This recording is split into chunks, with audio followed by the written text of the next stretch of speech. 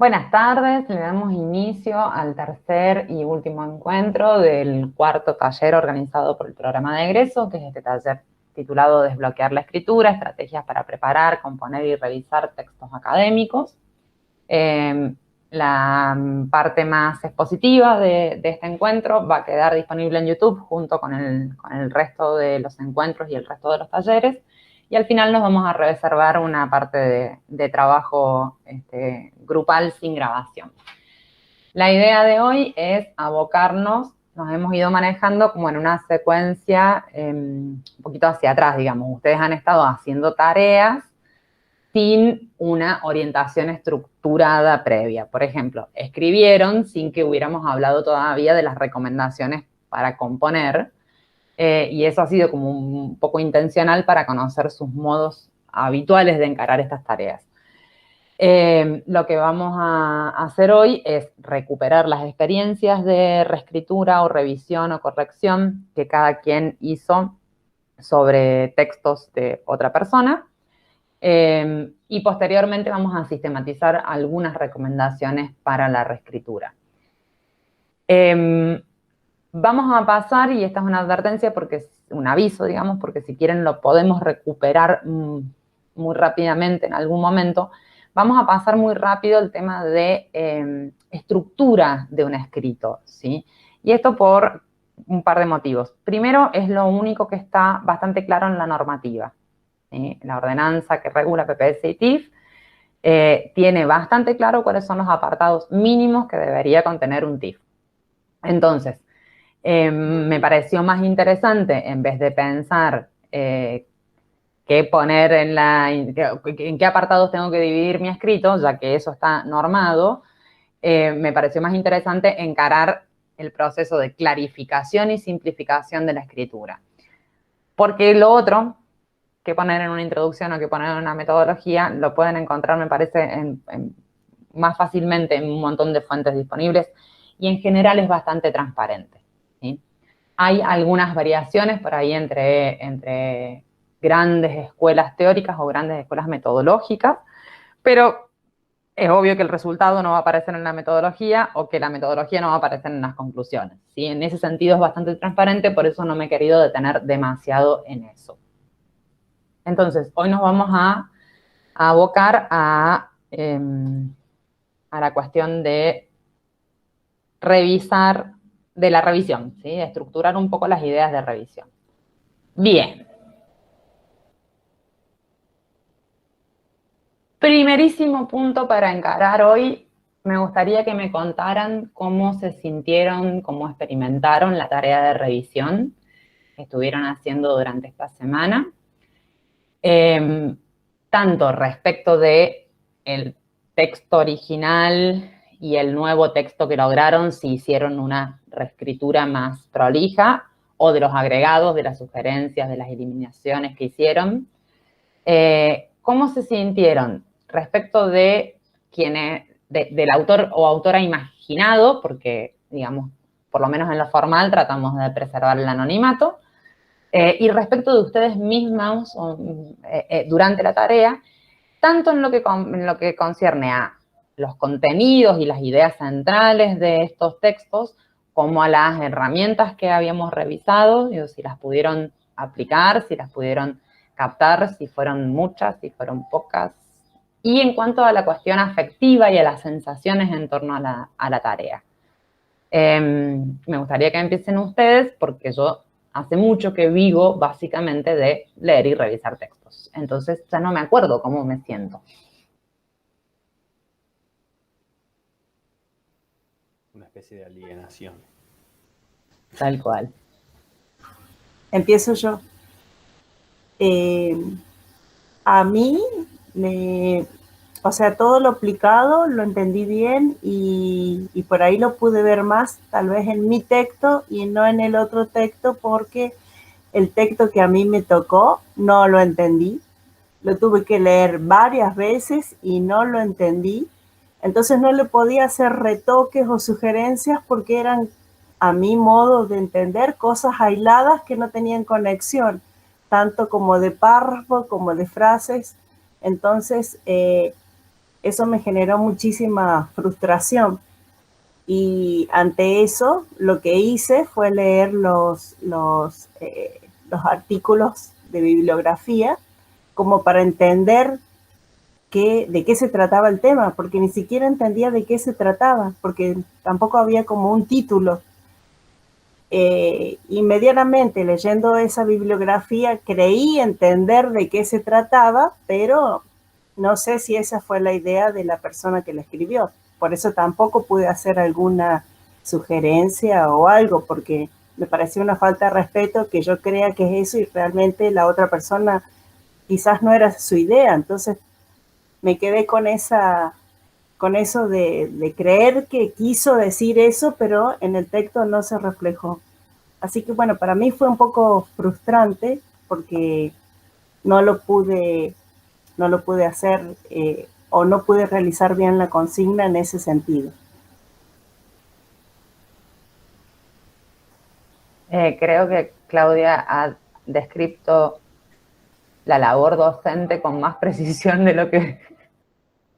Bien, este es un punto, y lo vamos a recuperar dentro de un rato, como un punto en torno a los límites de la revisión de textos ajenos, ¿sí?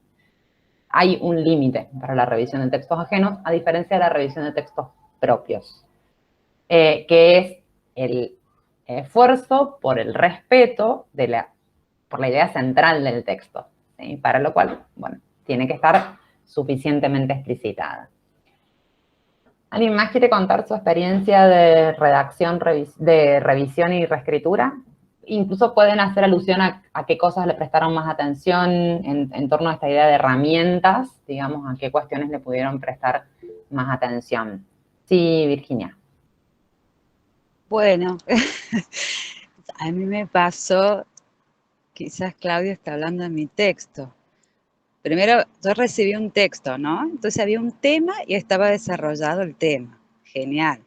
Se repitió un párrafo, se desarrolla un tema muy claro, conciso. Quizás yo como recomendaba algunas sugerencias de escritura. Pero fue claro. Claro, cuando yo recibo ese texto, me di cuenta que yo había interpretado mal la consigna. Mi trabajo, yo lo hice porque yo entendí esto de la consigna. Porque habíamos visto el tema de la bibliografía. Entonces yo entendí que por qué nosotras usábamos esos 3 archivos, ¿sí? Entre un montón de archivos, ¿no? Un montón de textos que una hace bibliografía, ¿por qué una elegía esos archivos? Entonces yo agarré y pensando en lo que en cada archivo que yo elegí, que hacer un escrito científico, porque yo recomendaba que se leyeran eso, pero yo no entendí que había que elegir el tema y desarrollarlo. Entonces cuando yo empecé a escribir, dije, bueno, yo elegí este archivo porque me gusta que desarrolla acá, el otro archivo desarrolla esta otra partecita, el otro... Y cuando recibí uno de una compañera, dije, ay, no, era un tema el que desarrollar. Eran ambas cosas, y ahí yo me voy a hacer cargo quizás de la velocidad de la consigna. Eran ambas cosas en el sentido de generar una reseña, ¿sí? Como reseña, la idea era que tuviera este perfil de te voy a convencer de que leas estos textos que yo leí, que son buenos para comprender este tema, ¿sí? Entonces, las dos cosas tenían que estar, ¿son buenos para qué? ¿Sí? ¿Por qué son útiles estos textos? La idea de reseña era abreviar un poco lo que podría haber sido un estado del arte, ¿sí? Un estado del arte tiene algunas formalidades más que la reseña, quizás no va tan explícitamente a la persuasión, ¿ah? Pero juega un poco con esto de esto que yo esto es una selección, ¿sí? Un estado del arte siempre es una selección no inocente de bibliografía. Esto es una selección que es la mejor selección que pude lograr para que comprendas lo que viene en los capítulos subsiguientes, o para poder interpretar la información que recopilé en mi práctica o en mi trabajo de investigación. Entonces tenía ambos perfiles. Bueno, vamos a elaborar sobre los textos en concreto un poquito más adelante, pero también me parece bastante frecuente lo que plantea Virginia, por lo menos digo, díganme ustedes si les pasa en la experiencia estudiantil. Yo lo recuerdo de mi experiencia estudiantil, de decir, bueno, voy a encargar este práctico, pero... Y cuando leo el práctico que hizo una compañera o un compañero, digo, habíamos entendido cosas diferentes. Bueno, espero que aprobemos. Sí. Y a veces queda solo en eso, en espero que aprobemos, porque no hay como mucho feedback detallado. Bueno, tenemos una experiencia de frustración por dificultad para identificación de las ideas centrales. Me parece piola igual el recurso que tomó Claudia, que fue ir a las fuentes, a leer, a ver si a partir de las fuentes. Piensen que eso, digo, traten de evitar esa oscuridad en textos propios, porque si el jurado del TIF tiene que ir a las fuentes, posiblemente se encuentra con 3 páginas de bibliografía. ¿Sí? No creo que de buena gana un jurado se ponga a leer 3 páginas. El Maxi dice que no.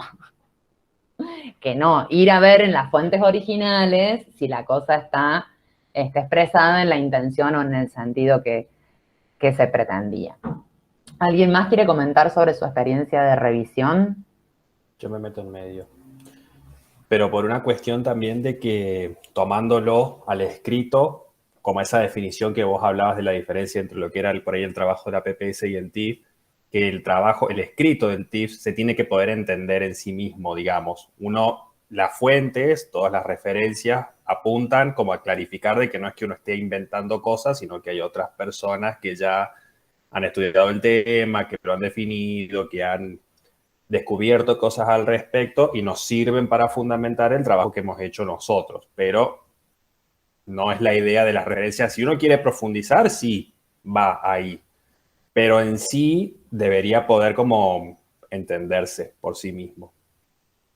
Y al respecto de la tarea, porque me tocó hacer tarea, me propuse para hacer tarea de revisión en realidad.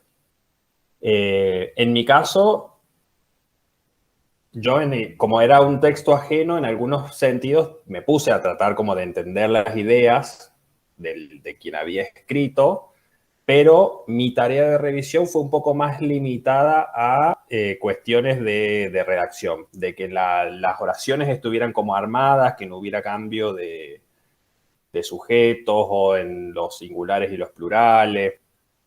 Y sí tratar como de identificar cuando las ideas, por ahí, ideas que podían ir juntas, estaban separadas, sí hacía como señalamientos, de decir, bueno, esto me parece que podría ir en este otro lugar a modo de introducción, digamos, así. Fue como un poco más mecánica la cosa, no tan profunda, al menos, por ser ajeno, digamos.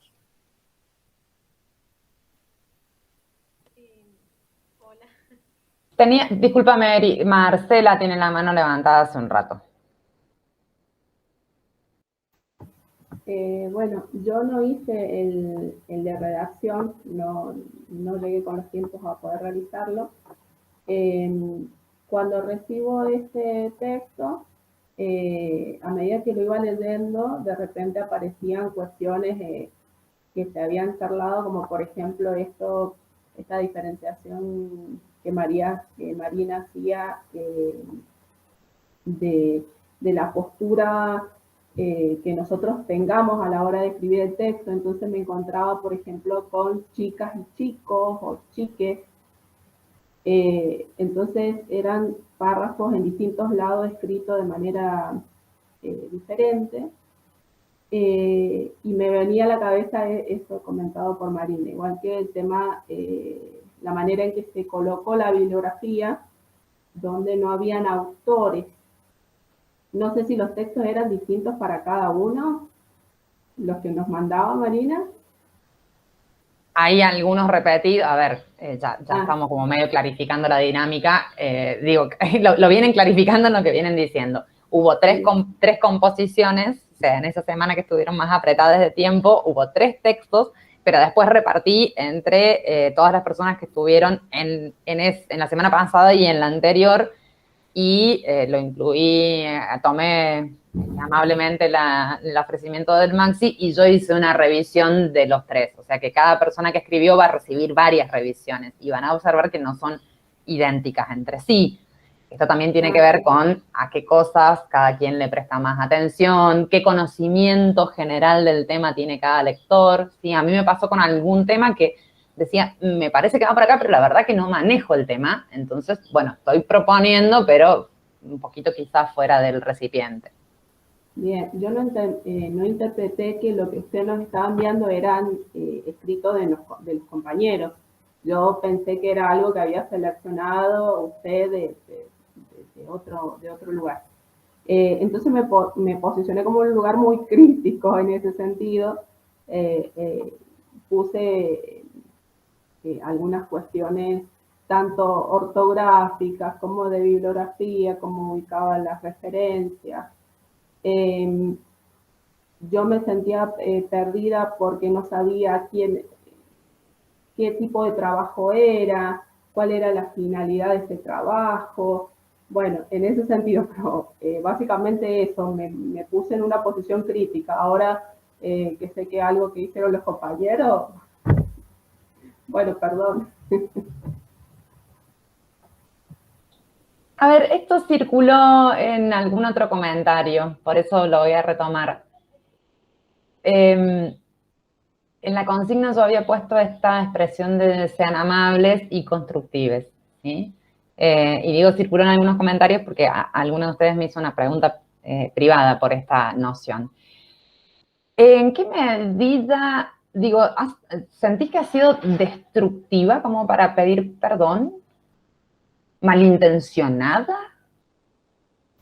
No, malintencionada no, pero sí siento que no lo hice mirándolo como que eran de mis compañeros del curso. Bien, ok. Puede haber una cuestión de tono, quizás, ¿no? Como si es una persona desconocida o un autor anónimo. Pensé algo que usted había tomado de algún otro lado y había armado rápidamente para que nosotros veamos y analicemos. O sea, ni sé si lo había visto como de algún autor explícitamente así, que lo haya escrito. Como que usted modificó cosas y puso a propósito así, lo escribió, así lo tomé yo. Bien, ¿Sí? porque un poco mi propuesta sería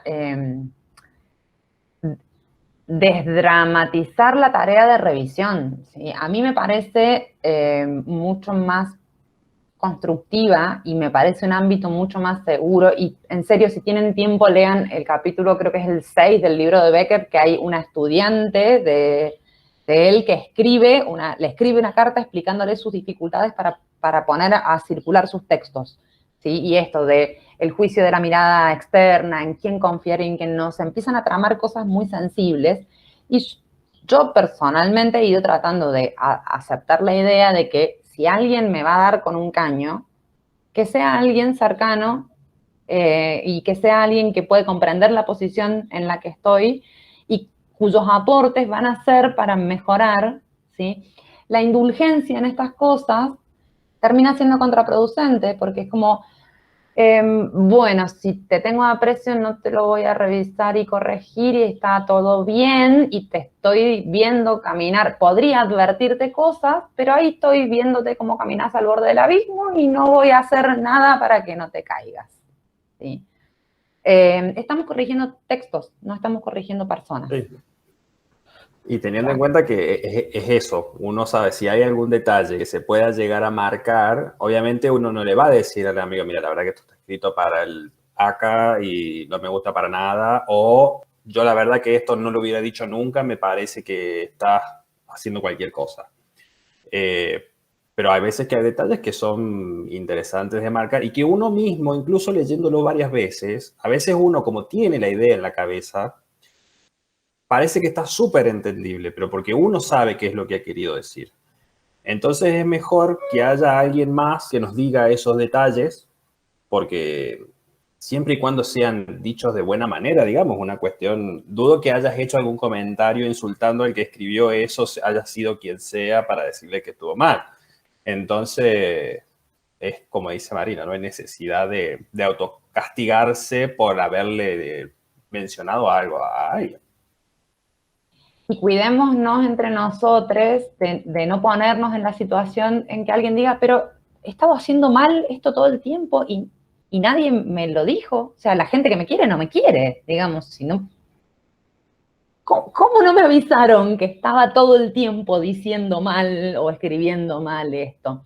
Entonces, y esto no tiene que ver solo con la escritura de textos, esto tiene que ver con una posición cultural que se puede encontrar en un montón de espacios respecto de cuál es el valor de errar, revisar el error y aprender de eso, ¿sí? Tenemos como culturalmente una cuestión bastante dramática y autoincriminatoria, entonces... ¿Qué tiene que ver con esto que les venía diciendo al principio? La escritura es la base de la del aspecto público, de la academia y de la ciencia, pero tenemos pánico de mostrar lo escrito. Y mejor que quede en un circuito chiquito y que no vaya a ser que alguien pueda venir a decirme o a marcarme algo al respecto. Y no es así como mejora la claridad expositiva de lo escrito, ni de las ideas. ¿Sí? Estaba Eri, creo que Virginia. Sí, no sé si Virginia levantó primero, no sé si quiere hablar ella.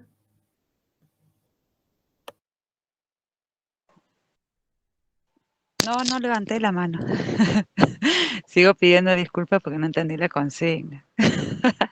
Habíamos visto bibliografía, entonces digo, bueno, voy a escribir, lean estos textos porque a mí me traen este panorama del tema, pero no desarrollé el tema, era sobre los textos, porque yo me había quedado con la clase pasada que decía, bueno, ¿por qué elegirías este texto y de dónde, no? Como, entonces, bueno, encontré como algo periodístico, después, bueno, enfocarlo por acá, que el otro lo enfocaba por allá, pero era sobre los textos, no sobre un tema. Así que vuelvo a pedir disculpas. Creo que tampoco hace falta pedir. Bueno, a mí lo que me pasó con el... Disculpa por eso.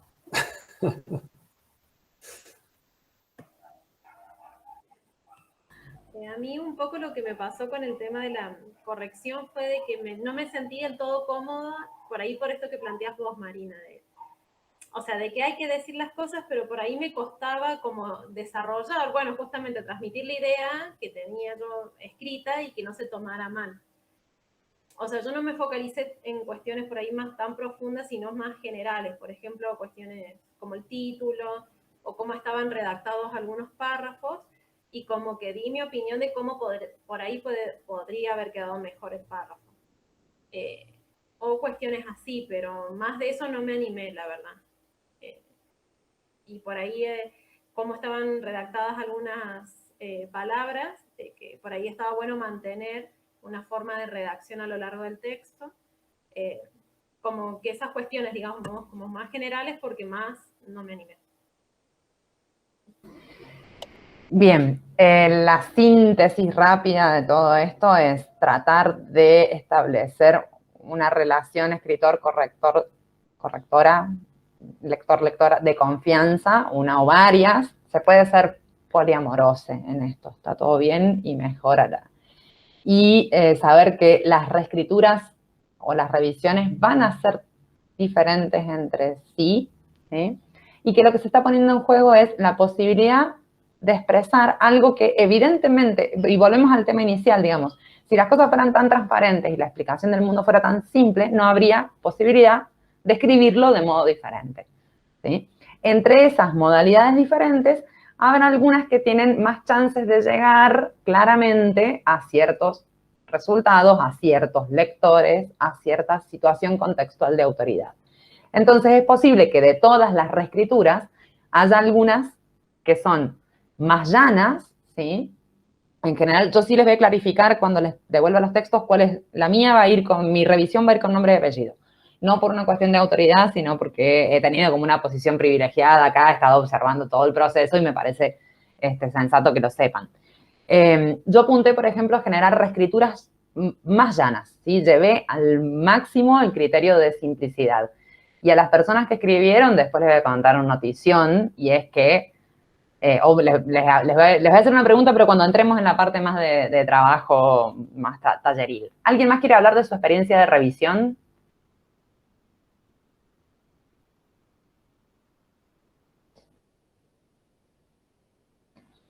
Vamos a seguir entonces así, sistematizamos un poco, porque también pasa esto de que a la hora de revisar, digamos, son muchas cosas las que hay que tener en mente y la idea de hoy es como generar un ordenamiento para hacer también, no digo que automático, pero más ágil este laburo de revisión.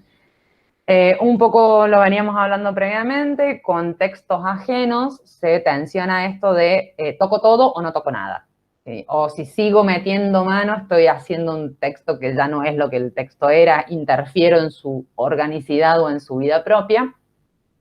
Entonces, ¿hasta qué punto reescribir un texto ajeno? Creo que lo ideal es seguir reescribiendo mientras se pueda respetar el sentido general y no alterar la idea central.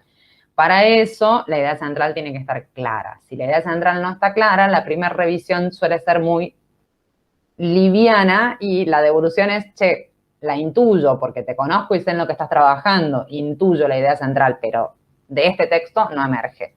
Sacar relucir la idea central y se puede entrar en detalle cada vez más fino.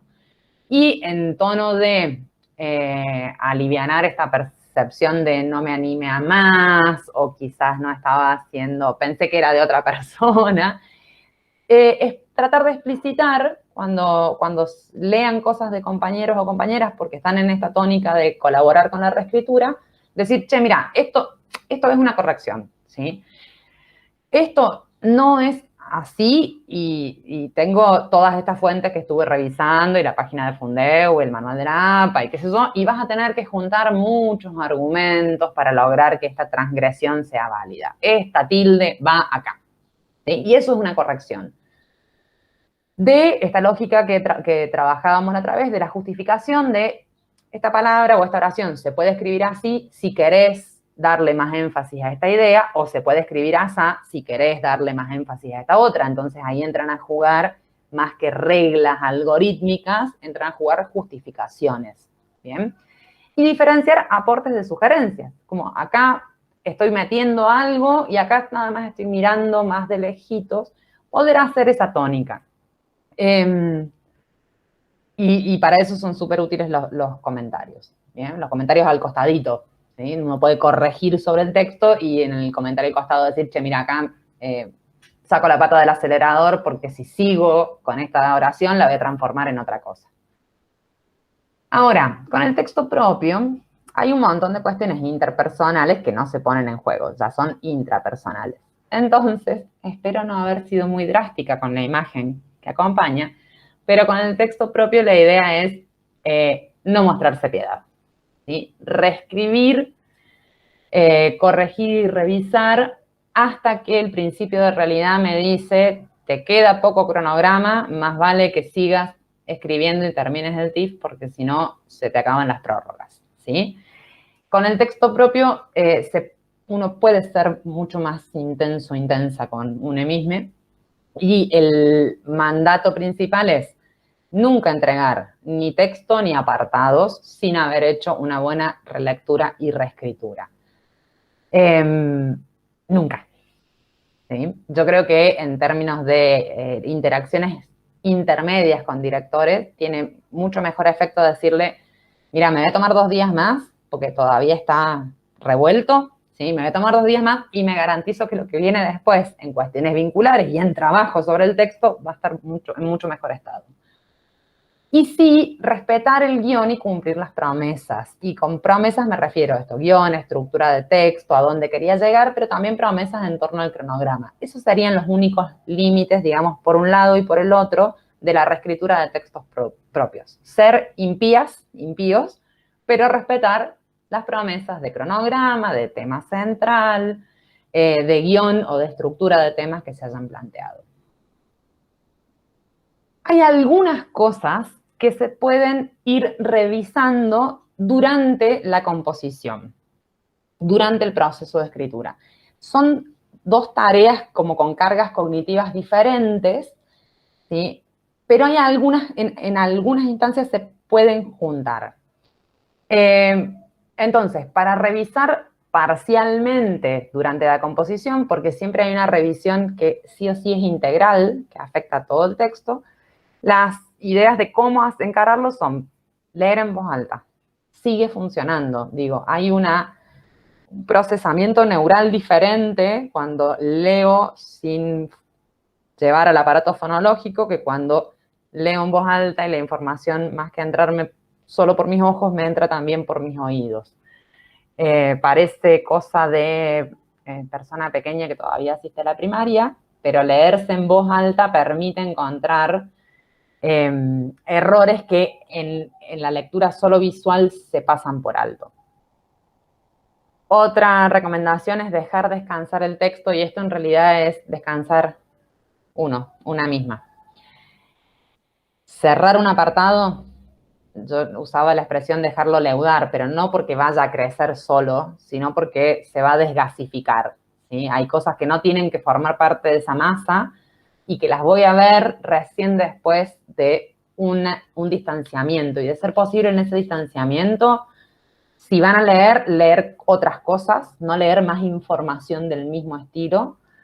Y si la vida lo permite, en ese distanciamiento, que puede ser un día, 2 días, horas, si hay cronograma muy apretado, hacer otra cosa. En ese distanciamiento, no escribir, no leer, agarrar la manta, el equipo de mate y tomar mate en el patio, ¿sí? Permite cortar un poco con el circuito repetitivo de vengo trabajando este párrafo y me lo sé. ¿Sí? Permite generarse como una instancia de sorpresa a uno mismo, y entonces cuando vuelvo a encararlo estoy un poquito más en la posición de lector que en la de lectoescritor. Bueno, mostrar borradores a amigues, compañeros, que es un poco la propuesta que estuvimos trabajando.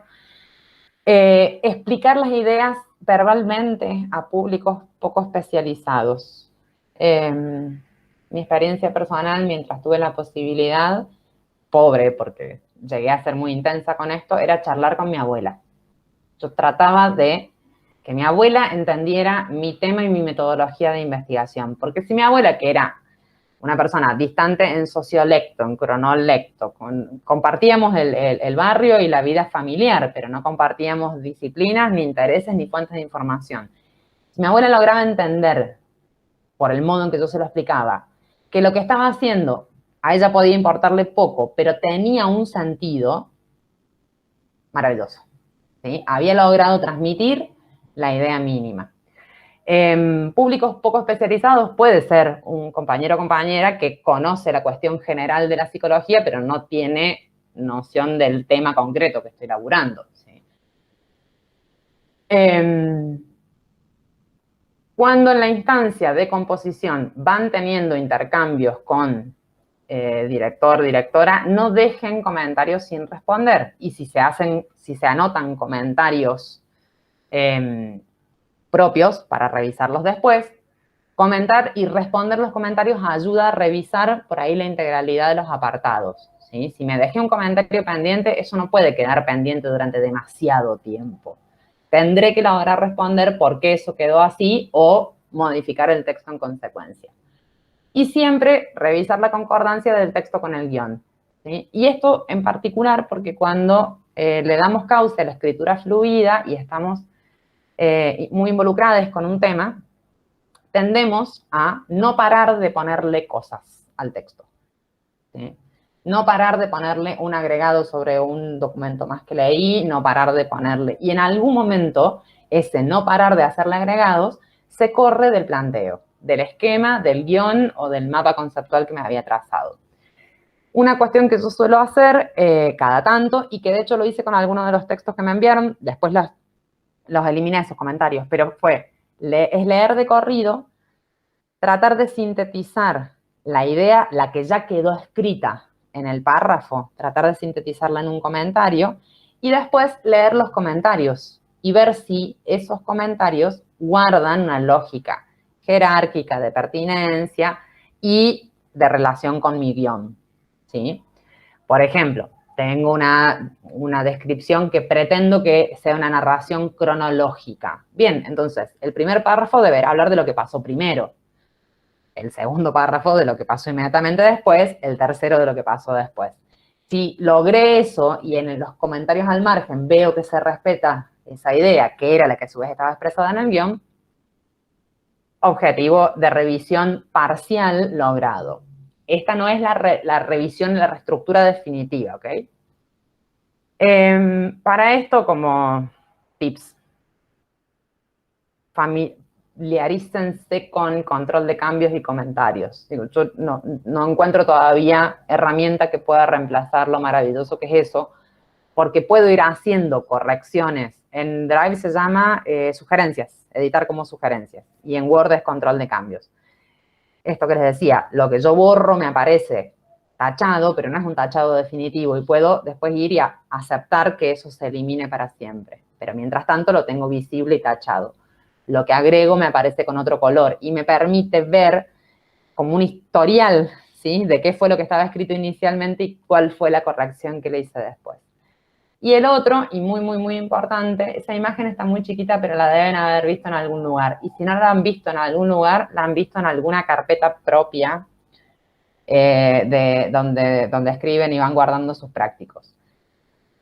Los documentos los documentos que están dibujados ahí se llaman tesis, tesis final ok, tesis final 2, tesis en serio, tesis finalísimo, tesis finalísimo, revisado, esta vez es de verdad, tesis final, lo juro por Dios, ¿sí?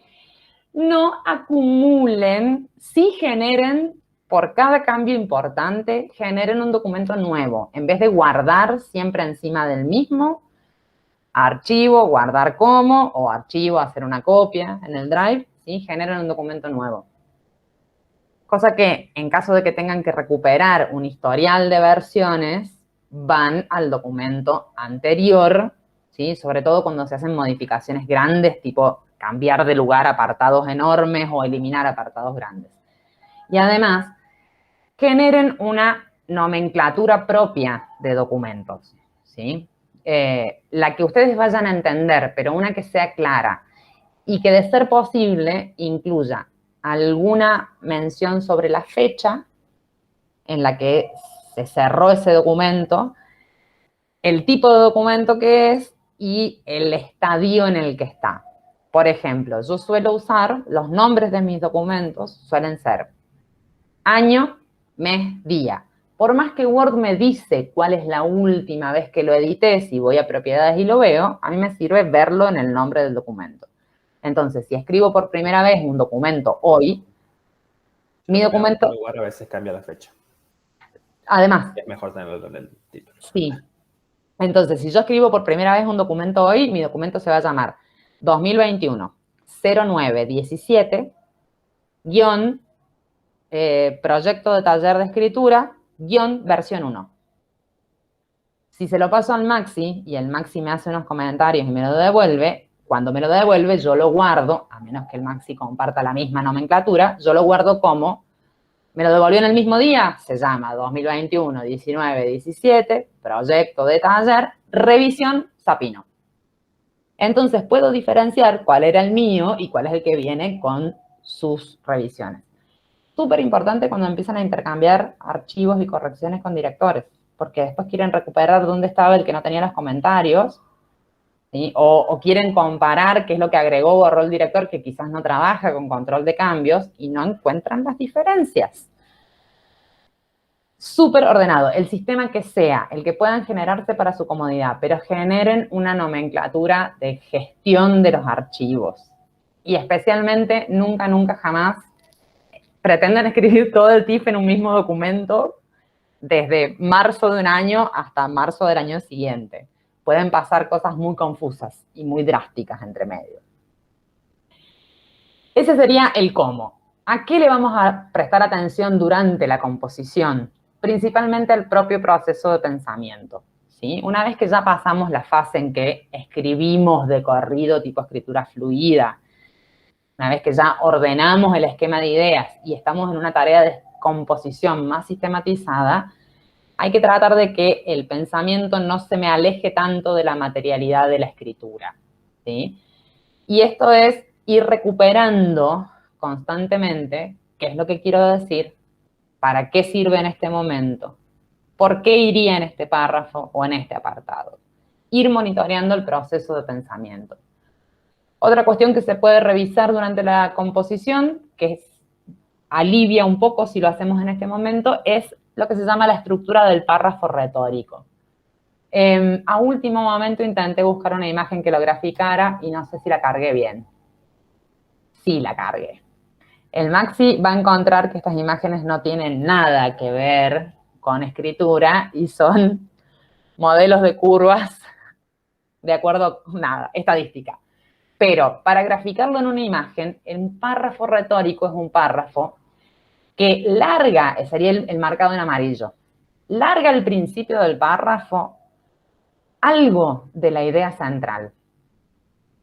Después baja la intensidad entrando en detalles, características, vaivenes, discusiones, y sobre el final del párrafo recupera sintéticamente el propósito central de ese párrafo. ¿Ok?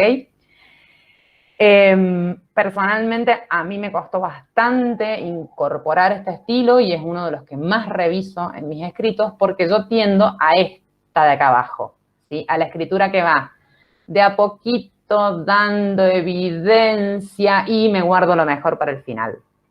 Tiendo a esa. Sin embargo, esta no me dice en qué clave tengo que seguir leyendo, ¿sí? Entonces empiezo por un dato y como ese dato no está contextualizado en una clave de lectura inicial, cuando lo leo voy pensando cuáles son los múltiples caminos a los que me va a llevar y tengo que leer el siguiente dato para ir corroborando cuáles de esos caminos se cierran y cuáles permanecen abiertos. El proceso de deducción en la lectura de un párrafo escrito con intensidad ascendente es mucho más desgastante para quien lee, ¿sí? El otro, el que va con intensidad descendente, no es incorrecto por sí mismo, lo que pasa es que nos puede dejar con finales como muy abruptos, por así decirlo, nos puede dejar sin idea para desarrollar. La idea entonces es que cada párrafo, y justamente en retórica se llama estructura de exordio, tesis y conclusión. Me pareció que era más gráfico intentarlo con una curvita. Que cada párrafo y que cada apartado respete esto de tener como dos picos principales. El del principio, que me sienta las bases de comprensión de lo que va a haber en ese apartado, la evidencia, argumentación, concatenación de datos en el medio, pero que van a estar en función de ese principio. Todo lo que diga en el medio tiene que venir a explicar, desarrollar o argumentar esa idea inicial. Y la conclusión del párrafo, ¿sí? La conclusión lógica del párrafo que resintetiza. En algunas de las revisiones intenté hacer esto sobre todo en la estructura general. ¿Se acuerdan que habíamos hablado la otra vez de animarse a poner algo del final al principio y en particular en la introducción del trabajo final? Anticipar algo de lo que anda dando vuelta por las conclusiones. En alguna de las reseñas yo hice esto, ¿sí? Tratar de llevar una idea potente al principio de la reseña. ¿Para qué? Para que me ordene con qué sentido voy a leer los datos que voy a ir leyendo entre medio. Lo otro que se revisa durante la composición en esto de ir monitoreando el propio proceso de pensamiento es la necesidad y la pertinencia, y acá pueden ser tan obsesivos como quieran, de cada palabra, de cada oración, de cada párrafo. Estoy poniendo 3 adjetivos juntos. Estoy diciendo que este texto es denso, pesado y aburrido. ¿Me hacen falta los 3? A ver, voy a ver. ¿Con cuál de los 3 me quedo? ¿Cuál de los 3 plantea mejor la idea que quiero transmitir? Lo podemos hacer a nivel de palabra o por lo menos a nivel de oración y párrafo. Otra cosa que se puede revisar durante la composición es la musicalidad del texto. La vez anterior hablamos de no cambiarle los nombres a las ideas centrales y que ahí hay como una cuota de reiteración que voy a estar usando. Los conceptos centrales no llamarlos de 10 nombres diferentes. Pero sí puedo aplicar variabilidad de léxico en otras cosas. Y en particular, cuando leemos en voz alta, se nota mucho si hay como cacofonías, ¿sí? Si estoy diciendo la decisión de expresión, de generación, y capaz que las palabras son correctas, pero el sion suena, hasta corta la cadencia del texto, ¿sí? Entonces, prestarle atención a la sonoridad general del texto. Esto sí me parece vital revisarlo durante la escritura, que es las decisiones que hayan tomado sobre algunos criterios de expresión. Y esto es más importante revisarlo durante la escritura porque es muy complicado ir a detectarlo después en las revisiones largas. Por ejemplo, si tomé una decisión de escritura en términos de género, acostumbrarme a que todo lo que dure mi texto voy a escribir los /as, profesionales implicados /as, ¿sí? Porque ahí tengo una tarea extra que si la quiero ir a recuperar después en el escrito, es increíble la cantidad de veces que se pasa, ¿sí? O aplico después, cuando lo voy revisando, lo aplico rápidamente al artículo y al sustantivo, pero me olvidé del adjetivo. Entonces, los /as profesionales descriptas, ¿sí? Y me quedó colgado inconsistente. Y en la composición, aunque esto es más, esto es más como una idea de irse entrenando, porque el momento de hacerlo es la reescritura final, pero se puede ir entrenando durante la composición, eliminar todo lo que sea así como adorno innecesario en el sentido de que no clarifica la idea central. Las imágenes o metáforas, ahí está tomado muy textual de los aportes de Bassi. Imágenes cursis, léxico exagerado, léxico pedante, redundancias y esto de los sinónimos consecutivos, ¿sí? En un texto denso, aburrido y largo, ir evitando eso. Y lo otro que, si lo dejamos pasar, después cuesta recuperarlo, son las llamadas deixis. Deixis es la figura retórica que me remonta a otro punto del texto, ¿sí? Ya sea un punto cercano, como cuando digo dichas leyes, y las leyes estaban mencionadas en la oración anterior, ¿tá? Entonces está todo bien. El tema es corroborar que haya consistencia y que las leyes estén mencionadas en la oración anterior. Y prestar atención que si después voy y corrijo, y esa oración donde las mencionaba lo llevo a 3 párrafos más arriba, ya dichas leyes me va a quedar en la loma del tomate. Pero también son deixis las referencias a apartados más distantes del texto o las llamadas promesas, ¿sí? ¿Cómo evaluaré más adelante? Bueno, que más adelante esté, ¿sí? ¿Cómo ilustraré en los resultados? Ok, voy, chequeo, me garantizo o lo marco en el momento para asegurarme que esté. En particular porque también es como doloroso, dolor de cabeza después en la reescritura que apunta a la simplificación, ir a buscar qué es lo que había prometido y dónde lo estaba cumpliendo. Entonces, la idea es tratar de marcarlas, por lo menos en la composición, si estoy usando una expresión de ese estilo, marcarla en el momento para saber que después tengo ahí señalado en rojo dónde está la promesa que tengo que cumplir. Durante la composición, como ya estamos hablando de una composición que no es la inicial, la fluida inicial, sino que es una más estructurada y más planificada, no hay que tener miedo de borrar, porque el esquema de escritura ya lo tengo, es mi guión, es mi mapa, ¿sí? No hay que tener miedo de borrar, porque lo que no tenga sentido en ese momento, rara vez lo va a tener 3 días después.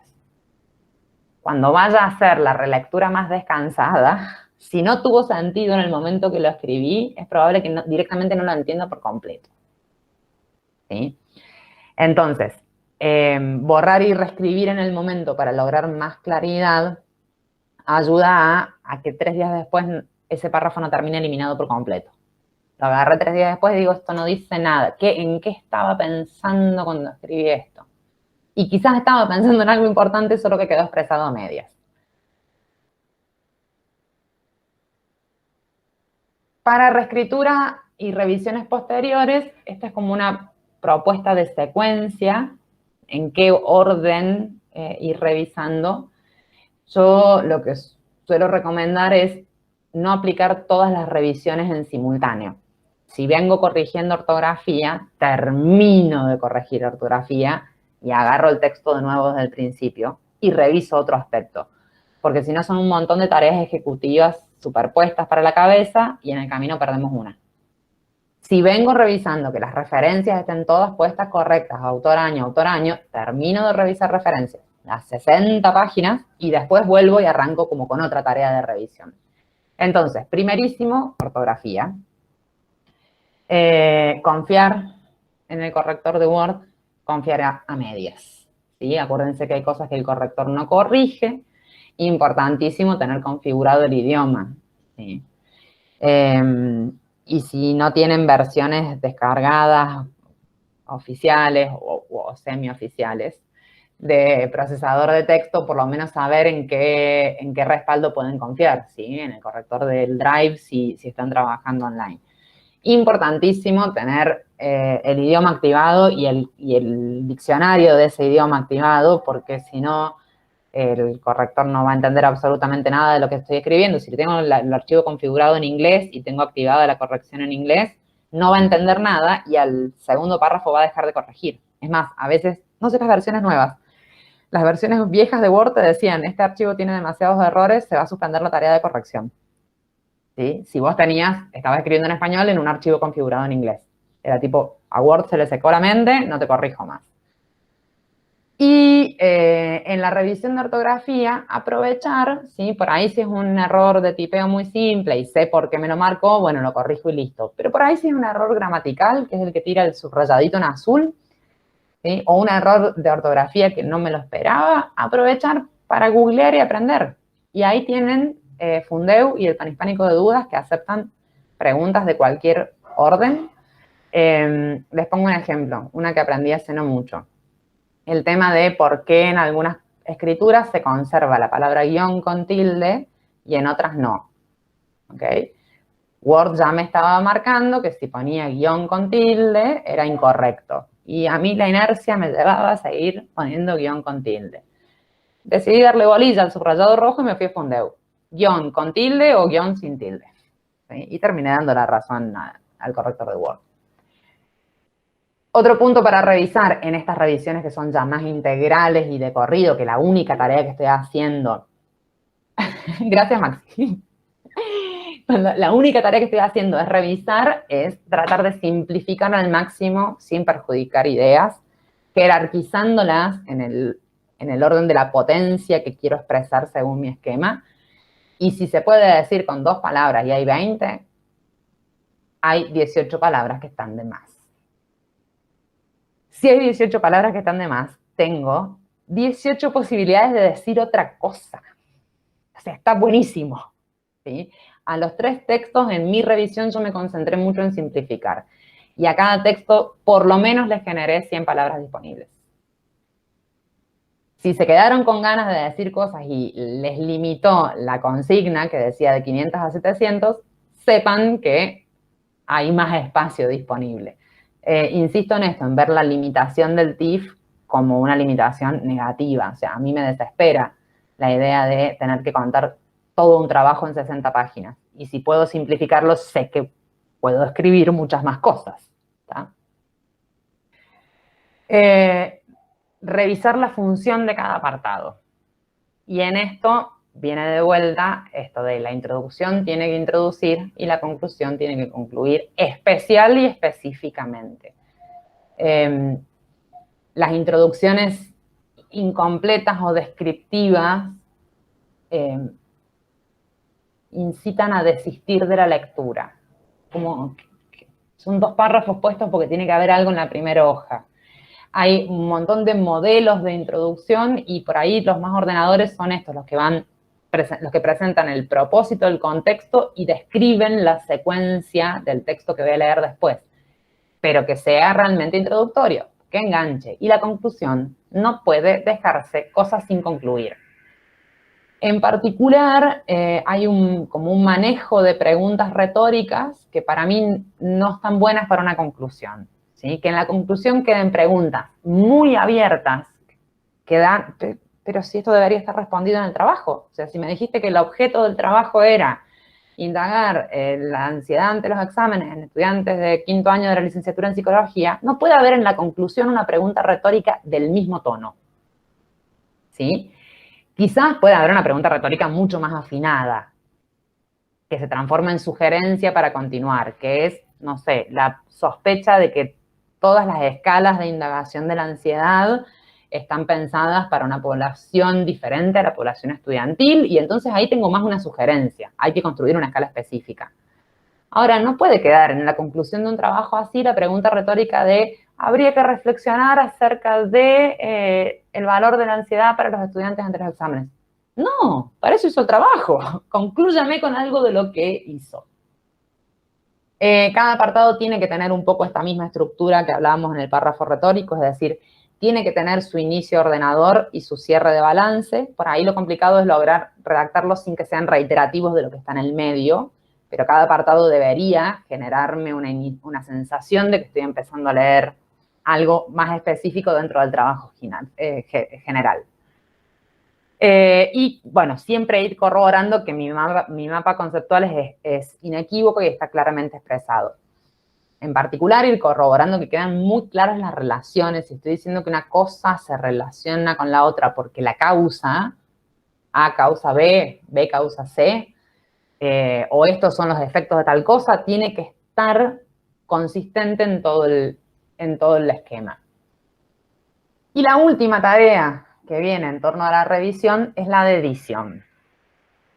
Esto también es una propuesta de secuencia que está como, no la van a encontrar con este ordenamiento en los textos que le dejé, esto es como la práctica que yo establezco. Lo primero que hago cuando edito un texto es buscar dobles espacios y borrarlos. No es una labor de reventarme los ojos. Los busco con el buscador, con la herramienta buscar y reemplazar de Word. En el campo buscar escribo espacio, espacio, y en el campo reemplazar escribo un solo espacio y los borro. Primero, porque el corrector de gramática detecta los dobles espacios y te los marca como errores. Entonces, si hay dos espacios entre medio de dos palabras y los elimino y los transformo en uno solo, le elimino carga de trabajo al corrector y me elimino carga de trabajo a mis ojos.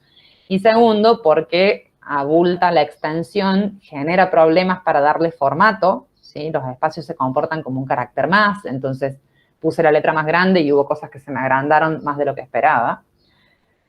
Y tercero, porque es de persona obsesiva. O sea, ya no tengo más argumentos que esos dos. Lo mismo con las tabulaciones usadas de modo erróneo, el botón de tabulación, el de las dos flechitas, ¿sí? Digo usado de modo erróneo porque en general se usan para dar espacios largos y muchas veces se usan para sangría y no es el modo de usarlo. Las sangrías se pueden configurar desde Word.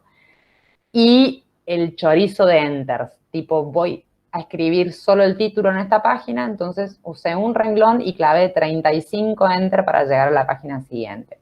Eso genera muchos problemas a la hora de dar el formato final. Y para evitar eso hay algo que se llama salto de página. Yo me olvido que si cambio acá si les muestro otra cosa, me olvido que pierdo, pero ¿han usado el marcador de espacios o el marcador de formatos y tabulaciones en Word?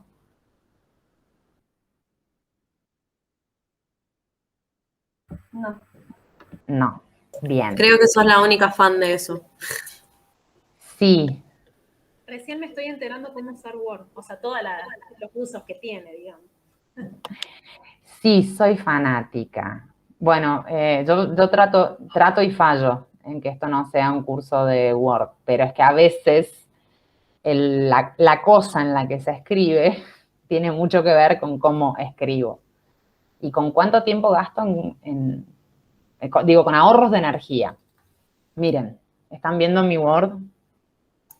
Sí, ya sé. Bien. Igual necesito un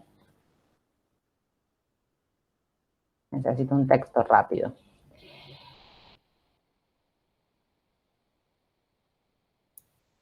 Pero bueno, es como para sumar, en realidad repetir lo que ya dijo Marina, hablando de simplificar las cosas. Usar Word y conocer más o menos los detalles les va a solucionar un montón de cosas, porque eso de por ejemplo, el salto de página, cuando ustedes están escribiendo por capítulos, pueden cambiar el orden, agregar cosas antes, modificar apartados y no van a perder que el título ese del capítulo empiece en una hoja aparte. Y eso, a la hora de arreglarlo al final, aunque no parezca, es mucho. Sí, sí. Y evita, digo, mantener claro qué tipo de espaciado de tabulación estoy usando, evita después que las cosas se disgreguen, que un párrafo me queda descolgado del otro. Esto es maña de persona que tuvo actividad editorial. Después les cuento qué es lorem ipsum si no lo saben, pero es un texto en latín que no dice nada y se usa para justamente espacios de maquetación. Si ustedes revisan en la pestaña inicio de Word, tienen en párrafo, tienen este simbolito espantoso, que es mostrar todo, se llama, ¿sí? Muestra todas las marcas de párrafos y símbolos de formato oculto. Yo acá tengo un texto que no veo nada entre palabra y palabra, ¿ok? Si yo aprieto esto, al final de cada línea en la que hay un enter, o sea, al final de cada párrafo, veo este símbolo que es como una P al revés y es el indicador de párrafo. Entre medio de cada palabra veo un puntito. Me indica que hay un espacio, ¿sí? Si yo hago un espacio más, hay otro puntito y ya se activó ahí el marcador y me dice que es incorrecto el espaciado doble. Y si pongo otro espacio más, hay otro puntito. Son puntitos invisibles en el sentido de que yo los puedo ocultar y no están en mi texto, sino que son marcadores de espacio. Las tabulaciones se ven como una flechita, que se ve que acá no tengo activado para que se vean, pero se ven como una flechita. Vamos a ver si lo pongo acá al medio. Ahí está. ¿Sí? La tabulación se ve como una flechita. Y los saltos de página y los saltos de sección, perdón, yo lo pongo con el teclado, acá, disposición, salto de página, donde puse el salto de página directamente me lo dice, línea punteada, salto de página. El salto de página también se puede poner con control enter. Ok. Salto de página me genera una página en blanco o me genera que quede en blanco la página de ahí en más. Hay personas a las que yo no, hoy en día no puedo escribir si no está el marcador activado, ¿sí? Mi Office abrís y está activado. Hay personas a las que les resulta muy disruptivo esto, entonces si les molesta mientras están escribiendo, no lo usen, pero no dejen de usarlo en las revisiones. Y para buscar y reemplazar, voy a como poner en cualquier lugar un par de espacios dobles. ¿Ahí se ve la ventana emergente? Ahora sí. Bien. Entonces, en buscar escribo 2 espacios, no se va a ver nada. Y en reemplazar escribo uno solo, tampoco se va a ver nada. Y le doy a reemplazar todos. Me avisa que hizo 6 reemplazos. Yo en algunos lugares había puesto 3 espacios. Entonces, hago la búsqueda de vuelta. Hizo 2 reemplazos. Y hago la búsqueda de vuelta hasta que me diga que hizo 0 reemplazos. Esas son las mañitas mínimas con Word. Vuelvo a ustedes y vuelvo a la última pantalla. A lo último que nos queda de la presentación.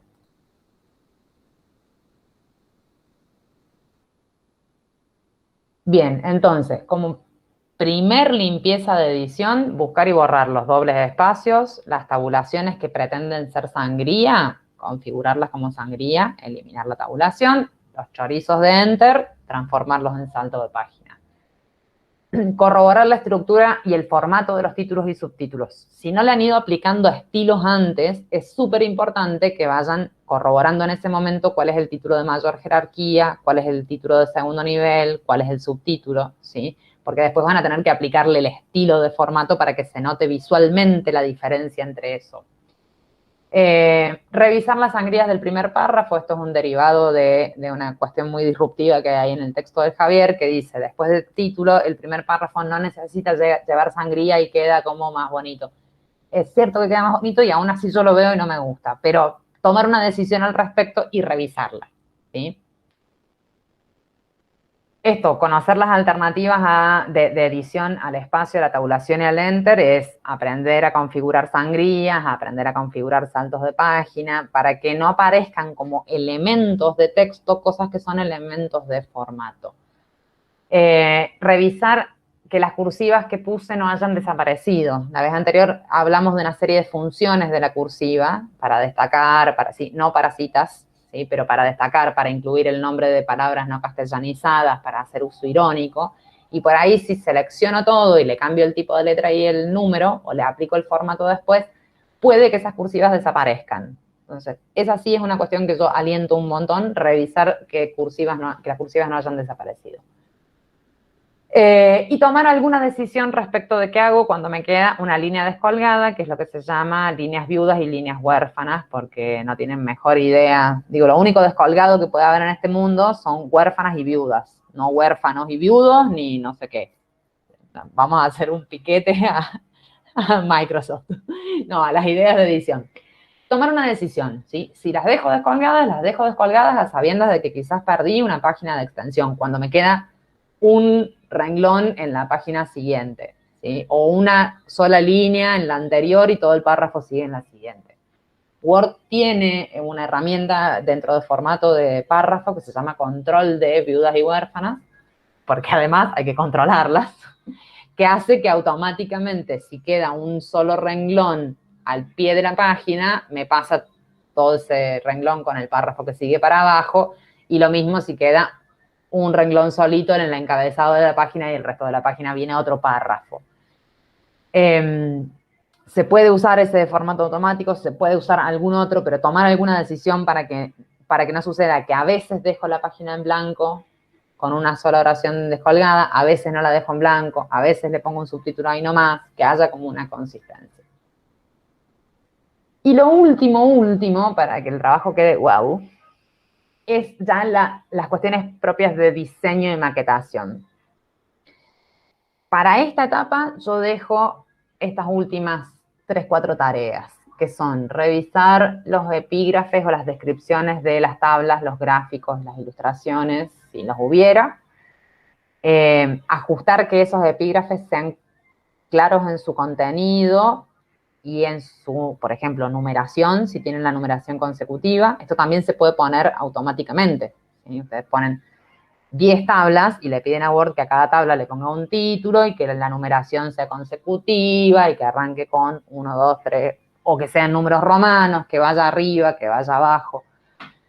Pero revisar que eso esté en su correcto estado, ajustar el título, ajustar la numeración, ajustar las referencias cruzadas, que son estos campos que se generan. Digo, si yo escribí, si estoy usando la herramienta automática y escribí en la tabla 5 podrá apreciarse, tengo que chequear que realmente sea en la tabla 5 en donde puede apreciarse y no en la tabla 17, ¿sí? Cuando referencio una parte del texto a otra.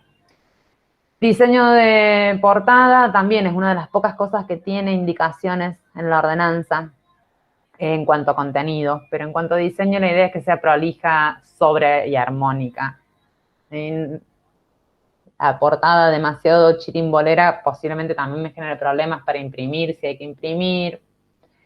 Y esto es una de las cosas, yo por ahí me pregunto dónde, cuando recibo un escrito, cuánto demoro en hacer la primer corrección. Y en general es en la portada. No solo por otros aspectos que hemos visto en cuestiones anteriores, como los títulos, el punto al final del título, o el título con punto al final, con comillas, con subrayado y con negrita, y con un canario cantándole alrededor y 7 duendes bailándole encima, sino que si no fue ahí, en general es en esto. La forma de escribir nombres y apellidos es o apellido, coma, nombre, o nombre-apellido. Un montón de veces engancho nombre, coma, apellido. Maximiliano, coma, Sapino. No. Y un montón de veces engancho al revés. Sapino, Maximiliano, que no sé cuál es el nombre y cuál es el apellido. Última tarea, revisar la estética general del documento, no sobrecargar encabezados y pie de página si los están usando, ¿sí? Si los están usando para el título del TIFF o para la numeración de página, que no tenga muchos más elementos que eso. Y lo último, antes de convertir a PDF o de enviar o de lo que fuese, si han incluido tablas automáticas, como el índice automático que es la tabla de contenidos o tablas de ilustraciones, actualizar para que revise de vuelta Word que los números de páginas corresponden con los que se pueden haber corrido al poner saltos de página o al cambiar el formato. Siempre, antes de dar por cerrado un documento, si tienen campos automáticos, los actualizan. Después, yo estoy disponible para consultas ñoñas, pero mejor que yo, hay un montón de tutoriales y de configuración. Y en Word se pueden configurar y editar muchísimas cosas. O sea, es posible que todo lo que se les ocurra en términos de diseño y edición se pueda hacer en Word. Quiero la imagen más atrás, la quiero más adelante, la quiero más brillante, la quiero de fondo. Quiero que la tabla me ocupe más espacio que el ancho del texto. Quiero que la tabla nunca se me vaya. Casi todo. Quiero que me ponga automáticamente un espacio así de grande después del título y un espacio el doble de grande después del subtítulo. Casi todo lo que se les pueda ocurrir se puede hacer con Word. Entonces, aprovechando que tenemos al oráculo en cualquier navegador y podemos hacer preguntas trascendentales para la vida en cualquier conexión a Internet, trascendentales como pongo un salto de página en Word, googleen porque van a encontrar explicaciones muchísimo más claras y consistentes de las que pueda hacer yo. Hasta acá era la propuesta de hoy.